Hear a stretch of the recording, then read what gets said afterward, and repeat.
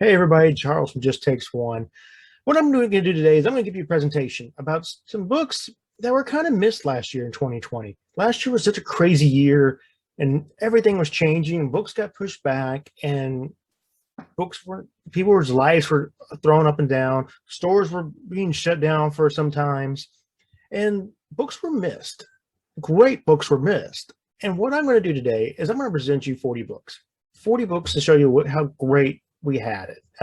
Some great things are just kind of fell by the wayside. They may have got pushed back a little bit. Some books were released during the first week of lockdown, so when it was kind of hard to see things, and people didn't notice these titles. So what I'm going to do today is I'm going to show you some of these titles.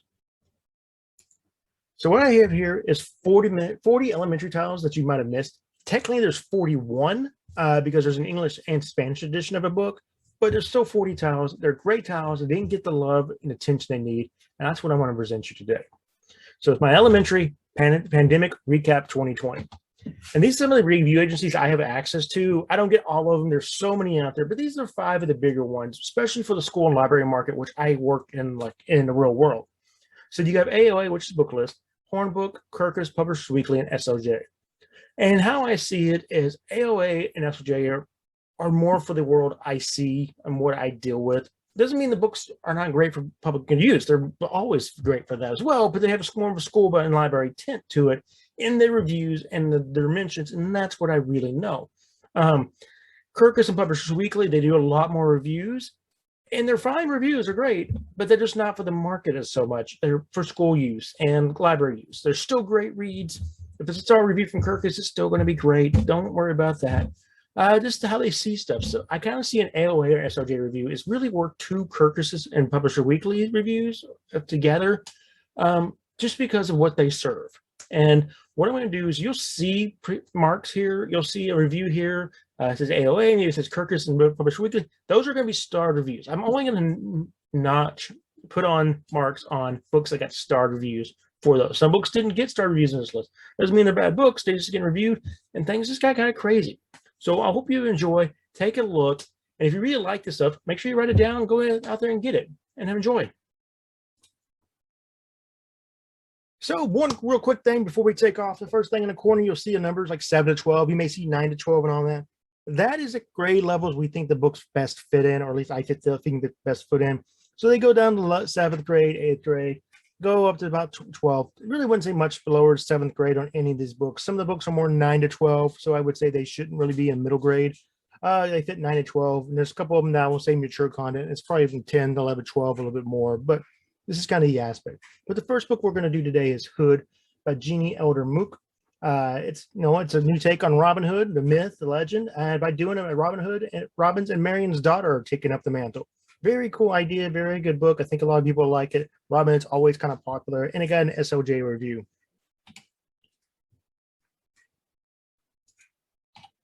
The Kindred Poison by Natalie May. Adventure book, magic, where they talk to animals. It's got a little human sacrifice, but it's not overly brutal or anything like that. It's the first book in a newer series, so a really good, enjoyable book. It got 2-star reviews by Kirkus and SOJ. Shielded by Kaylin Flanders.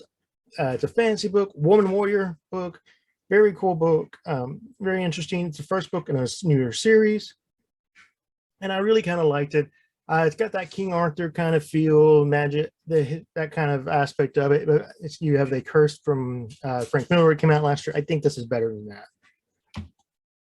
True or false? The CIA is a Dallas guide to identifying and fighting fake news. This would have been a great book for last year with the presidential election and all the news channels kind of doing their own take on whatever they wish to do. Cindy Otis did a really good job of bringing this out.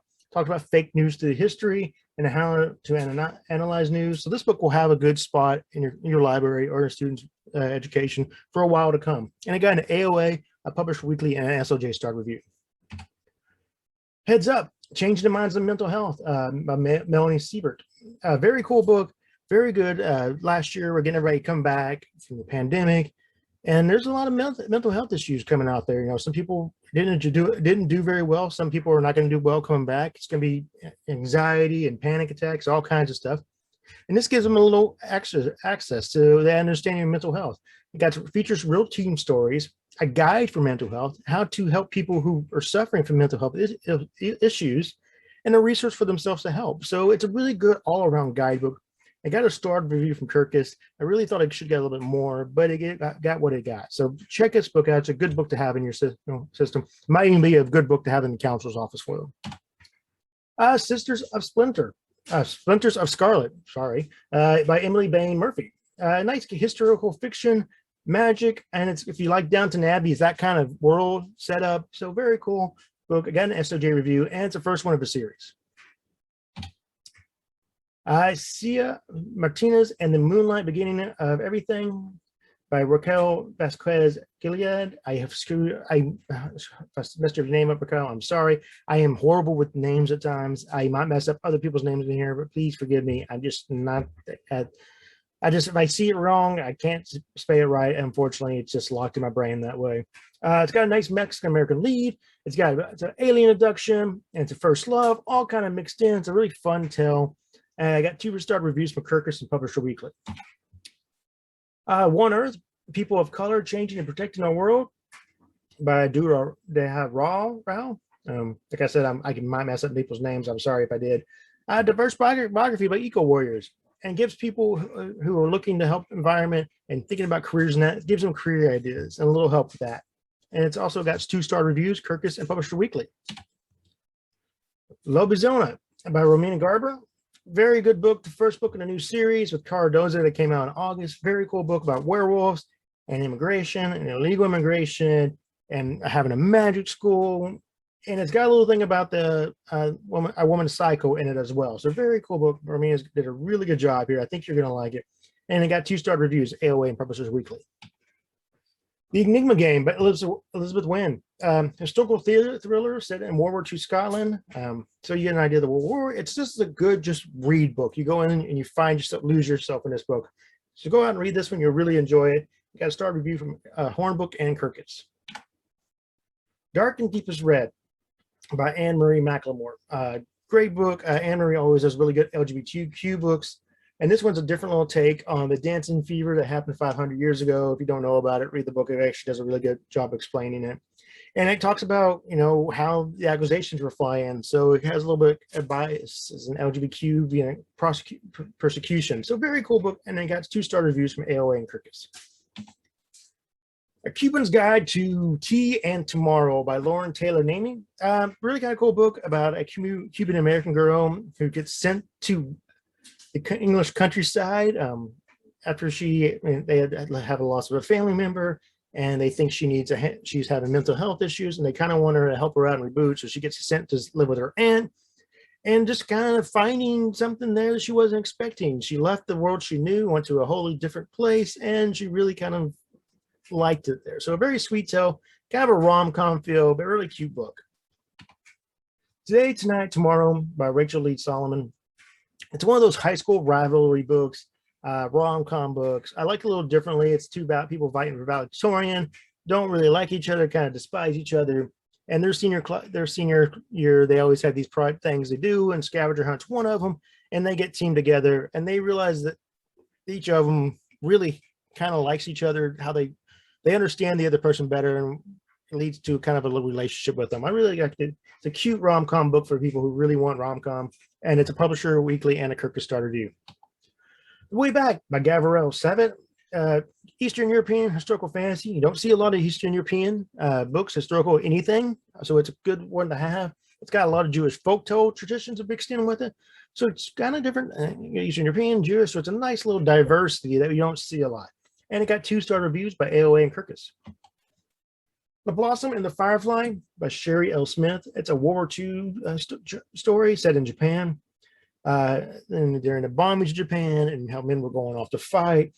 A young woman falls in love with a man. She is suffering from PTSD because of all the bombings, and she doesn't have a lot of hope and loss. And she finds this man, and they kind of fall in love, but he's already signed up to trained to become a kamikaze pilot.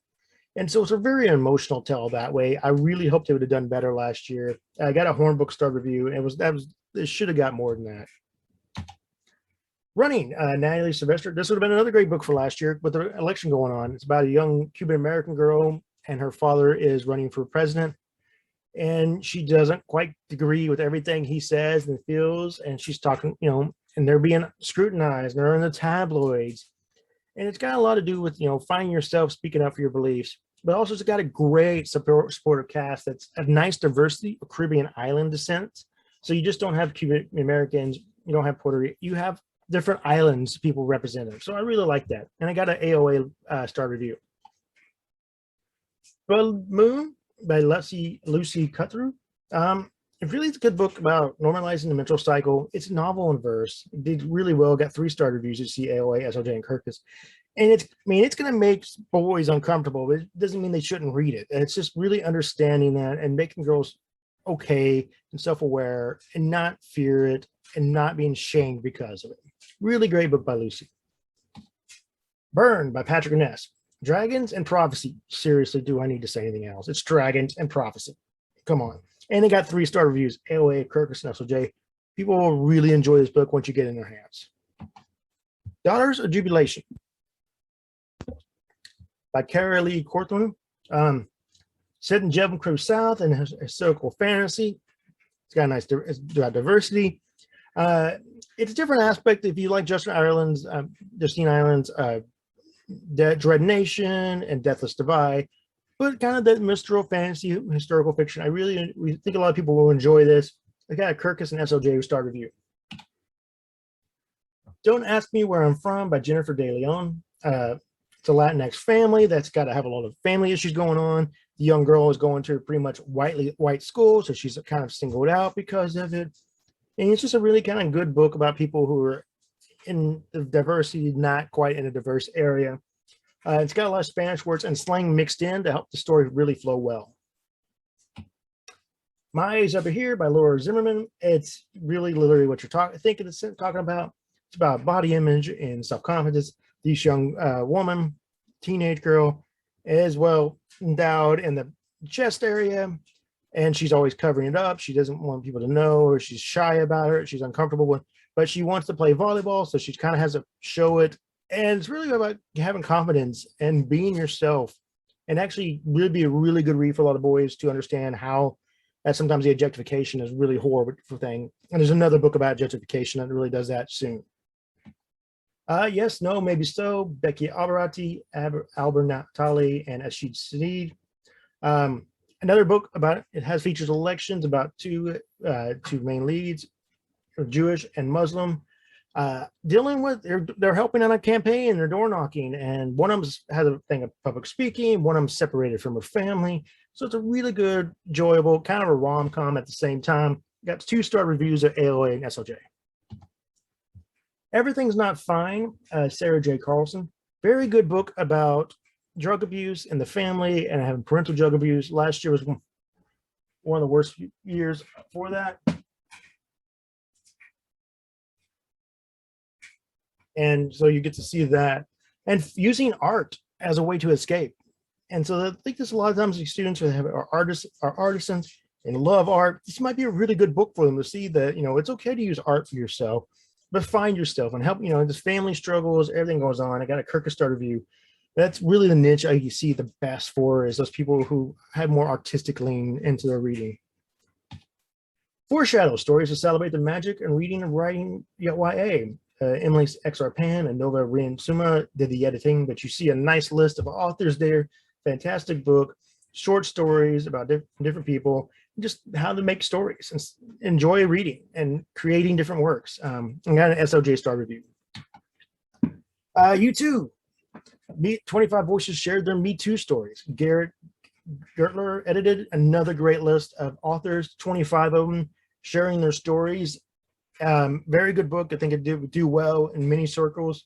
I think a lot of boys should, read this, and hopefully it opens their eyes to some things they don't see, they might be doing and they don't understand, or make sure they call people out on it and protect young women when they can. SOJ star review as well. Girl in Frame by Deborah Caliti. This was the other book I was talking about, Objectification. It's got a nice little mystery story, and it's about relationship boost. It doesn't mean always physical, but emotional and psychological. and verbal. A lot of aspects in that. So very good book. Eye-opening. A lot of girls should read this. They understand what they might be getting into and help their friends get out of a bad relationship. And it's got 3-star reviews at AOA, Kirkus, and SLJ. 7 Endless Forest by April Janine Tulloch. It's a companion to Blownless Mercies, but did really well for a lot of people. A lot of schools liked it. Retelling of King Arthur. Again, another King Arthur tale. I really like this one. And I got 2-star reviews from Kirkus and Publisher Weekly. Nina Wars, Abhijay Jahirdar, and I probably messed that up, and I'm sorry. But it's a Bengali Irish lead, that's really kind of different. It's got Medini art forms, the Hini tattoos that a lot of these kids will probably understand, and the LGBTQ tale at the same time. You got a nice Kirkus star review as well. Burn Our Bodies Down by Rory Power. Really good thriller, family history, family cover-up, hidden past, struggling with your family identity, and really finding yourself and finding where you're from. And I got 2-star reviews from Kirkus and AOA and Publisher Weekly, not Kirkus. Parachutes. This was Kelly Yang's first jump into the YA market, and it just kind of unfortunately came out right when the pandemic was going on, and I think people just missed it. Total 2 points of view. It is more mature than her front desk readers. It's not made for middle grade at all. This is a mature reading title. Talks about sexual harassment and sexual assault. Some more terms, but really good book. And I got 3-star reviews, AOA, Publisher Weekly, and SOJ. Private Lessons, Cynthia Celeste, another book for a more mature audience. It's a debut book, and it's really more about the teacher and student relations that shouldn't happen. So something people will really connect with and see and understand. And I got 2-star reviews from AOA and SOJ. Bent Heavens by Daniel Krauss. Alien horror mystery dealing with thrillers. It's a thriller, and it's got a lot of grief, dealing with grief in it. Very cute, cool book. I love the cover on it. Kind of really low key. You don't even notice it at first until you really look at it again. And I got 2-star reviews, AOA and SOJ. Red Hood, Alana K. Arnold, magical realism. Unfortunately, more sexual assault. Female empowerment, not family empowerment. It's got a lot of mature content. Another book, it's like a lot of book release links to the menstrual cycle, kind of like Lobezina is by Ramona Garber and Blood Moon. So very good book. I think a lot of girls will really connect with it, I believe. And it's AOA and Kirkus review. Sorry. These Violet Delights, really good book, did really well. 3-star reviews, AOA, Kirkus, and SOJ. It's the first book in a new series. The next book comes out November 7th, I believe. It's a reimagining of Romeo and Juliet set in the Opium Wars in China, and it has a lot of stuff with the gang. So I think will have a lot of connection with a lot of people you wouldn't expect it with. The Ravens. This is another first book of a series by Cass Morgan and Danielle Page. Very cool book. I kind of see it as the movie The Craft from the 90s redone and done better. Witchcraft, sororities, secret societies, peer pressure, all kind of mixed in. A very cool book. Rural Voices, 15 Authors Challenge Assumptions About Small Town Life in America by Nora Shalloway Carpenter, edited. Really, you always get books about city life and suburban life. You really don't get a lot of books about rural stuff. So this is a nice collection of 15 short stories talking about rural life and challenges and stereotypes. It's got a nice group of diverse characters throughout. So check this book out, especially if you live in the more boondocks areas, the farmland, small town America. Really should look at this one because I think your students will like it. Kingdom of Wicked, another first book of a series by Karen Maskicalo. Historical fantasy fiction mystery, murder mystery. I mean, and it's got a really good job of world building. Sisters of the War, 2 remarkable true stories of survival and hope in Syria by Rena Abozed. Syrian refugees. It's a great nonfiction account about what happened in Syria and what's going on afterwards. And it actually does a really good job of explaining the conflict. So, Surprising Power of Good Dumplings. It's an Asian American family. It's written by Wei Chim. Does with family struggles and mental illness. It's a really kind of fun book. We're not expecting it to be, so you think it's going to be kind of one thing. It's not quite one thing. It's multiple things within a book. And I got a Kirkus star review. And The Bridge was probably my favorite book last year by Bill Konigsberg. Very good book about mental health. It deals with teen suicide, and it does it with such a good way. And it's, the after effects of the suicides. It's broken down in 4 parts, and I got a star review from AOA and Publishers Weekly. And I can't stress this enough. The 4 parts do a really good job. In one part, there's a boy and a girl. They're both on the George Washington Bridge. One, the girl jumps. One, the boy jumps. One, they both jump. And one, they need to jump. And it's 4 parts are broken down that way. Really good done. The thing I suggest most is when you finish a part, you put the book down and stop reading for a day, maybe 2. Let it really soak in what the story was, what the after effects were, who was affected, and then pick up and do this next thing. Read the next part and do the same thing. 3 and 4 could be read together. 3 is pretty short. I want to say 20, 25 pages maybe. So they can be read together. But the first 1, 2, and 3 and 4 at least need to be separated. Give them about a day. And I think the students, it'll be really good effect on how to read this book and enjoy it. All right, that ends the Just Takes One Pandemic 2020 recap. I hope you found books you really like. If you did, there's books you already read. Comment down below, please. Share, like, subscribe, anything we can do. All I'm going to try to do is bring more books out to people, get more people to see different books, and give an opportunity for people to find that book that's going to make them a reader, or give them another new subject to learn, or just a character they're going to fall in love with. That's what's important about Just Takes One. Find that one book, and whatever that one book is for you, I hope you do. And until next time, thank you, and read again.